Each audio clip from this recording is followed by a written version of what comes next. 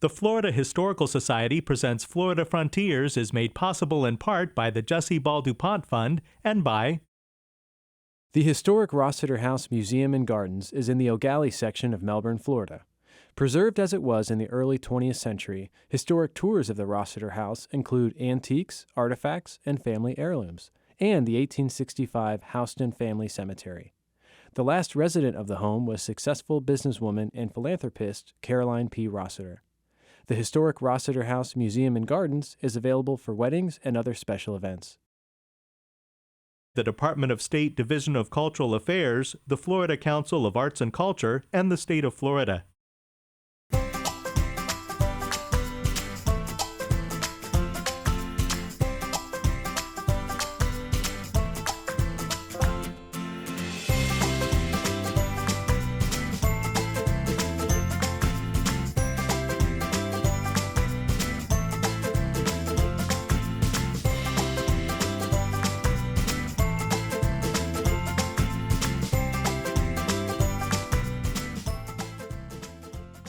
The John G. Riley House is a two-story wood-frame building on brick piers with a gable roof and brick chimney. In addition to period furniture from the late 19th and early 20th centuries, the House Museum has rotating gallery space. A modern visitor center has been built adjacent to the historic home. The John G. Riley House was built in Tallahassee in 1890 and a century later became the John G. Riley House Museum. Welcome to Florida Frontiers, presented by the Florida Historical Society. I'm Ben Brotemarkle. John Gilmore Riley was born into slavery, but in the late 19th century became a respected educator, a successful real estate investor, and a community leader. John Gilmore Riley was born in Lynn County. He was born into slavery. And in fact, we are in this house that he lived in with his family and had built for the family. But he was actually born only 3 blocks from here in the area where the Knott House is. Born into slavery, and of course when slavery ended in 1865, he defied the odds because there were still rules that forbade persons such as he from learning to read, become literate. But he defied the odds and went on to become the first African-American principal of Lincoln Academy, which later became Lincoln High School. Lincoln was built to provide a higher education, when I say that, from 9th to 12th grade for newly freed slaves and their descendants. Education became a Riley family tradition. Leon County educator Dolores Sloan was inspired to pursue a Ph.D. after taking a history course from John G. Riley III. Mr. Riley was my teacher, and he always taught that it didn't matter where you were going, you needed to know your history, because history would help you make decisions regarding where you're going. I didn't realize that, how important it was at the time, but he was a great inspiration. He made you feel as if you really wanted to go and get an education. I wasn't so interested. I went to school to become a medical doctor. I was in a lot of physics and chemistry classes. I went to him for history, and he turned my life around. I became a history major just because of how inspirational he was in trying to teach us how important history is in your life. And I thought it was the dullest thing there was, but he inspired you to love it. And the way he taught it, you loved it. Mr. Riley was a man who I came to know as one of inspiration. He was born a slave here in Leon County, and through his resilience and resolve, became an educator. And the most fascinating thing to me was this man worked hard and became one of the first Black millionaires in the state of Florida, adjusting for inflation. And he was once a slave. What a remarkable journey that is for an African American in the South. John G. Riley was principal of Lincoln High School from 1893 to 1926, but he also had other business interests. That entire time, he was also pursuing other avenues. He owned over 50 parcels of real estate by the time of his death. He was Grand High Priest of the Royal Ark Masons of Florida, and he was also a builder of CME churches. Back then they were called Colored Methodist Episcopal churches across the southeast region of Florida. Mr. Riley lived until age 97, and during that time touched a lot of lives. By the way, he was also a guardian or a representative for Black people if they did not have a birth certificate or needed some kind of other validation with the system. He was the person that could be called upon, and with his word, his signature, the whatever identification or notarization was needed, Mr. Riley was the guardian to do that. The John G. Riley House has been functioning as a house museum since the mid-1990s, but the historic property first had to be restored. By the time I came along, there were probably a group of about 15 individuals senior to me who were trying to go through the process of restoring the house. They did not live long enough or stay in health well enough to see that final mission accomplished.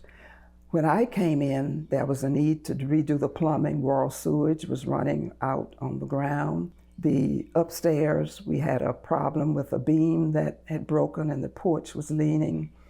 A house built in 1890, by 1996, needed some window restoration work. So we underwent probably a couple of grants, one from the Florida Department of State, and then the Knight Foundation also did a matching grant of $150,000 to help get the house, bring the house up to par, do restoration so that we could open it as a museum under the appropriate guidelines and circumstances. Our mission from its founding, I think, has been to research and document and preserve the histories and artifacts of African Americans living here in Tallahassee and Leon County. And then, of course, through our exhibits and publications and documentaries, present and engage our audiences. The histories, the families, the people have interesting, fascinating stories to tell that we can still learn from today. When I came along in 1995, early 1996, that history was not being talked about, written about, no doubt thought about at all, except among those of us of African American descent who knew the stories. So my goal, though I was just retiring after 30 years from the state, was to come over to this house and have it become a place in the community where we could begin to gather the stories from people at that time who were like in their 80s, 90s. And I would say, you know, if we don't get them in the next 15 to 20 years, we would have lost another 2 or 3 generations. So that was the mission, to document, preserve, and begin to have people exhibit, write, talk in color. We wanted to take our visitors on a journey. We were wanting our visitors to see what life was like for Mr. Riley, at least, and his house. This is a beautiful house that was built in 1890. And in this house, you will see artifacts from that era, but you will also see, depending on the exhibit, facets of life, whether it is in the antebellum period or civil rights era. The John G. Riley House Museum encourages research into the African American history of Leon County by maintaining an archive at Tallahassee Community College. We have a lot of oral histories in our archives. We're learning from families how they lived and how they worked together. We're learning how there were communities that were forged before the Civil War and how those communities continued long after, how one family member would raise vegetables and share with the whole community. One had dairy cows for milk and share with the whole community. Because we started a new thing, and as people started to hear about it, they wanted to donate, and we wanted their photographs. We wanted documents. Well, the first archive was upstairs in the Riley house in 2 rooms. Pretty soon, we did not have the space. So at that time, Dr. Bill Law was the president at TCC. I spoke with Marjorie Turnbull, former representative and county commissioner, about the possibility of locating the Riley Archive at Tallahassee Community College. I met with Dr. Law, and he said to me when I finished, he said, give me 24 hours and let me see what I can work out. I think it was less than 24 hours. He called and he said, you know, we have some space in our library that I can have restored, and we can set up the Riley Archive there. So we entered into an official agreement that still existing today. That was in 2003. We're still, our archive, Riley Archive, is at Tallahassee Community College. It's over 900 linear feet. We are in the process now of digitizing that archive through an Institute of Museum and Libraries grant, 3-year grant, and our partner is Florida State University Division of Libraries. So in our archives, we have oral histories, but we also have some fascinating artifacts. We have families that stop by and donate things maybe that they find in their attic that they no longer want to hold on to, and they think, you know, a museum should have these artifacts. And so people come by with old kerosene lamps, they come by with old straightening combs. Someone even came by with a sewing machine that is foot pedaled from the time when there was no electricity in the house. So we have some very interesting things in our archive. People who come to Riley House can, first of all, expect to walk into a house that has been standing here since 1890. It's a long time. And into a house that still has the spirit of the Riley House in it. It has not been changed as far as the interior structure. Downstairs, upstairs is just as it was. They will also see Mr. Riley as an animatronic, and not only see him, but hear him talk about what the history was like for him and others like him in Tallahassee, as well as many of the lessons that he learned, the principles that he lived by, and those things that he involved himself in to inspire all people. Come in, and welcome to my home. I was just catching up on my passion, reading. You know, there was a time when a man like me was not allowed to read. You see, I was born into slavery on September 24th, 1857, right here in Tallahassee. Though President Lincoln signed the Emancipation Proclamation in January 1863, we did not get our full freedom until May 20th, 1865. That was the date when General McCook was sent to Florida to read the proclamation for the benefit of all states that were still holding slaves. Florida was one of those states. The John G. Riley House is one of the only existing structures that remains from a community called Smokey Hollow. At the beginning of the 20th century, Smokey Hollow was a thriving African-American community with Black-owned businesses, schools, and churches. Smokey Hollow was destroyed in the late 1960s. Well, Smokey Hollow in its heyday, which is where the Riley House is located, was a thriving community. You had over 80 African-American families, their businesses. There was a meat market, a wood yard, gas stations, what have you. There was a school, though it was in the church, New St. John's Church is where the school was. You had 2 or 3 other churches in the community. And the people who lived in Smokey Hollow contributed a lot to the development of the city and the county, because they were your, for lack of a better word, baseline workers, your craftsmen, your electricians, your carpenters, what have you. Many of the buildings downtown and other places are there as a result of the labor of many of the people who lived in Smokey Hollow. Now, some of them also were involved in entrepreneurship. As I said, they owned their own businesses.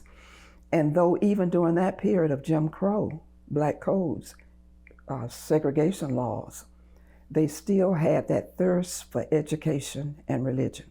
Both my brother and I have PhD degrees. That was never thought of until after we started school, and once we started school, it's just so important because it helps you look at, well, if this person did it, then another person can do it, and we can all move forward. It helps us to move forward when we look at my mother, who had a high school education, my grandfather, who knew how to read and write and taught himself how to read and write.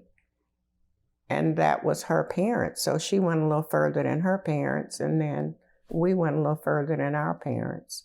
So it is important. Not that education is the only thing. You do need a lot of common sense to go with the education, but it changes you. Your whole value system changes.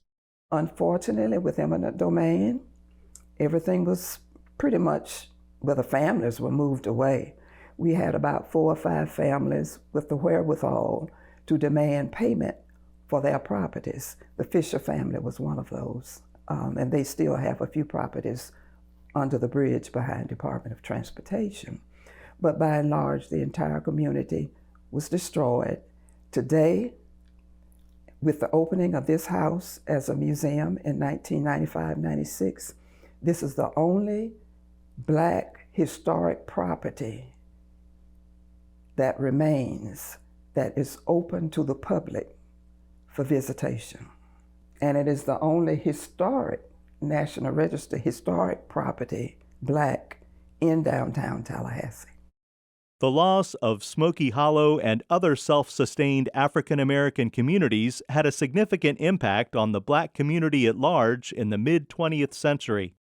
I think it's been a great loss. I say that because even in the integration of our schools, which has been a very positive thing, and at least we were allowed to go to school with other children, but by the same token, it takes a village to raise a child, and in that community as well as our rural communities, anybody in the community could basically say to the child, I see you, this is what I need you to do.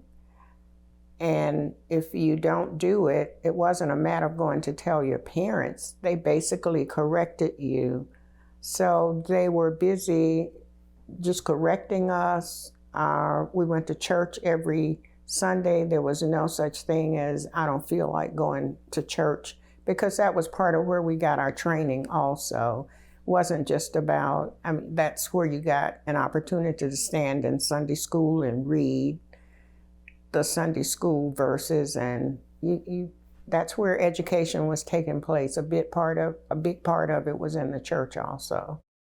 At the same time that Smokey Hollow was being demolished in the 1960s, there was an active civil rights struggle in Tallahassee.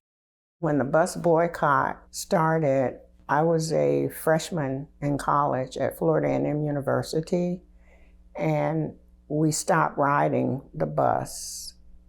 And when we stopped riding the bus, we would all just walk on to school and go back and forth and walk to school. And one day we decided that we were going to meet at Lee Hall Auditorium, which is at FAMU, and we were going to all just walk downtown and demand that not only could we sit where we wanted to sit on the bus, but we also wanted to eat at McCrory's and sit at the counter that said white only. Well, my friend and I decided, we're from Tallahassee. We have all these students who are from out of town, so why don't we join this group? So we walked with the group downtown and they made the demands. Of course, we weren't on the front row. I wasn't on the front row, but they picked all of us up and we were all put in jail. We're a museum, we're a research center. I think our histories that we've collected, our artifacts, all not only speak to the past, but they speak to our future and what there is to learn from these lives lived, the resilience, the resourcefulness. There are lessons in those stories, and it's important that we document and we preserve and we present those stories to the public. The Smokey Hollow community was just south of the Florida State Capitol building, Frenchtown is another predominantly African American neighborhood nearby that experienced social and economic decline in the mid-20th century. Frenchtown was a thriving community, barbershops, beauty shops, grocery stores, pharmacies, nightclubs. The Red Bird Cafe was one of the big nightclubs there. And they had everything you really needed, your meat stores, your grocery stores. As positive and necessary as the civil rights laws of the 1960s were, they had an unintended negative impact on some Black communities as their populations dispersed. We just lost that camaraderie, and that if I couldn't go to college and my parents wanted to send me to college, we'd have people in the community who would basically say, Lucy, take that child on to school. Here's $10 or here's $20. What will it cost? We'd get together and help each other. And that closeness was lost when we spread it from one place to the other. You didn't get to know people's situations. In an effort to unite Black communities throughout the state, the Florida African American Heritage Preservation Network was established in conjunction with the Riley House Museum. In 1996, of course, the museum opened. And the first thing I had to do, there was no money. So I had to begin finding out, how do I get money to operate this? I made several visits and got some information, put in for 2 or 3 applications.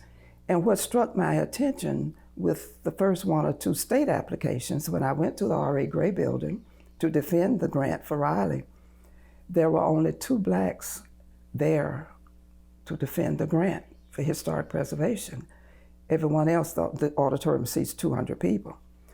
And I knew from my work as secretary of the Florida State NAACP that there were other people across the state working to preserve African American history. So my thought was, we need to assemble and come together to find out how can we make a difference with this. So in 1997, it was in 1997 that the first all call went out using my NAACP role, and we had over 125 people show up at the hotel downtown. It was a 3-day conference. And at the end of that conference, a decision was made that we needed to come together as a network. There are now 32 organizations that are members of the Florida African American Heritage Preservation Network, including the John G. Riley House Museum.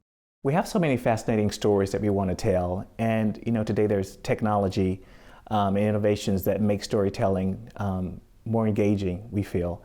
And so we're looking to use social media and documentaries and podcasts in addition to our exhibits here in the house to tell those fascinating stories of African Americans in Leon County. I think if we look at where we are today, we can agree with what was a mission of the Riley from beginning, and that is to forget the past denies future generations their heritage and a foundation for hope. I think many of the social ills that we experience, if people knew the background of their people, how from 3rd and 4th grade education, denial of rights to read and write, people went on to become landowners owning acres of land and farming. They went on to become doctors and pharmacists and craftsmen and the first electricians, the first Black plumbers, whatever. If they knew, that would give a foundation for hope. The John G. Riley House Museum is located at 419 East Jefferson Street in Tallahassee. The 1890 home was listed on the National Register of Historic Places in 1978 and has been a house museum since the mid-1990s. You've been watching Florida Frontiers, presented by the Florida Historical Society. Visit us anytime online at myfloridahistory.org. Thanks for joining us. I'm Ben Brotmarkle.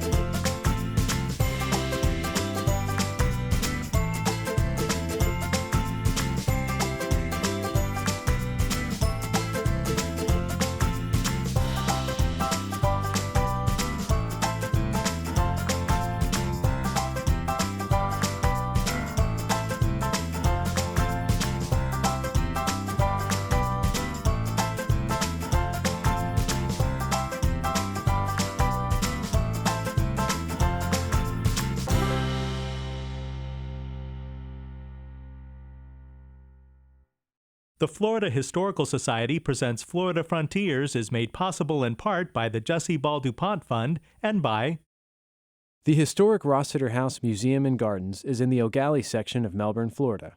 Preserved as it was in the early 20th century, historic tours of the Rossiter House include antiques, artifacts, and family heirlooms, and the 1865 Houston Family Cemetery.